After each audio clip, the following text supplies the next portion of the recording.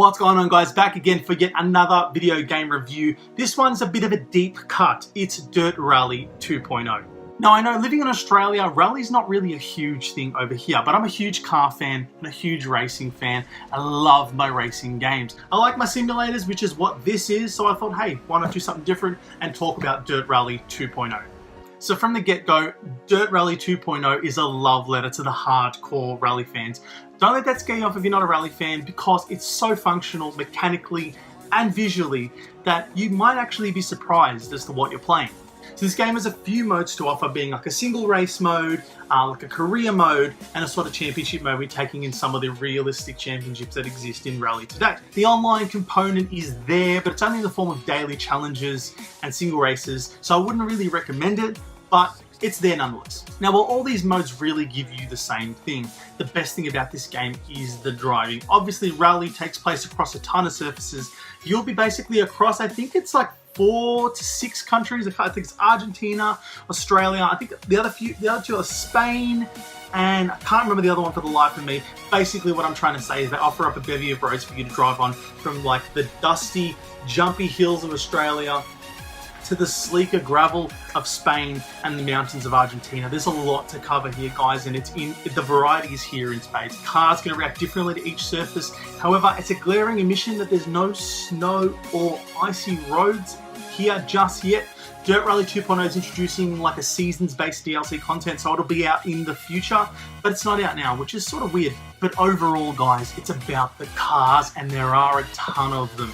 I think 55 to be exact, but there's definitely more than 50, basically ranging from all the historical categories of rally to some of the newer cars you wouldn't really associate with rally racing, but they all look amazing. They're all detailed, the cabin view is fantastic, and while you're driving, you really feel like you're in control of the car. Now, I don't have access to a Thrustmaster steering wheel or a driving steering wheel. I recommend playing with one of those because that's really where the appeal of the game comes from. However, playing with the controller was super responsive, super fluid, and I didn't come across any glitches, bugs at all. I must admit, while it is for the hardcore racers, there is a steep learning curve. Driving isn't as easy as you think it is.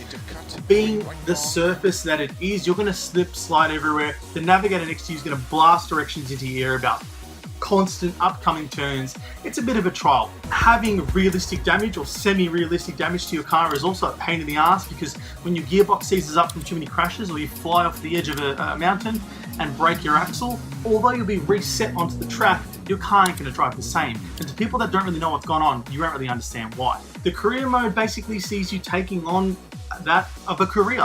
It's pretty basic. They got rid of all the sponsorships and like promo events and stuff in service of just putting you in the car and building you up in terms of racing, which is very much what the championship mode does. Puts you in realistic championships and has you compete in terms of positioning and lap times. So realistically, they are slimmed down versions of career and championship modes seen in past Dirt games, but there's a ton to unpack, and if the driving is so good at its core, it's going to make it the same sort of constant fun across all these modes. So really, I wanted to talk about Dirt Rally because it's one of the games where you're going to get a ton of fun if you're a hardcore fan, if you're a casual fan.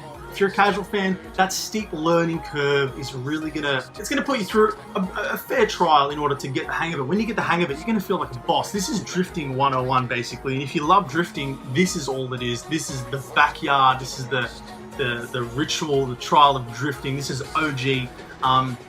Super good looking, super fluid. Controls amazing. The variety in the online stuff is pretty sparse. Campaign slimmed down, but you're getting a huge bevy of cars to boot. A couple seasons are going to add those tracks, which I noted were missing before, but there is a lot to unpack here in terms of rally, guys. Rally games don't really get the recognition they deserve, and the developer Codemasters, who also created or have responsible for making those stellar Formula One games, are back here and at their best, guys. This is quite possibly the best rally game of its generation, and quite possibly of all time.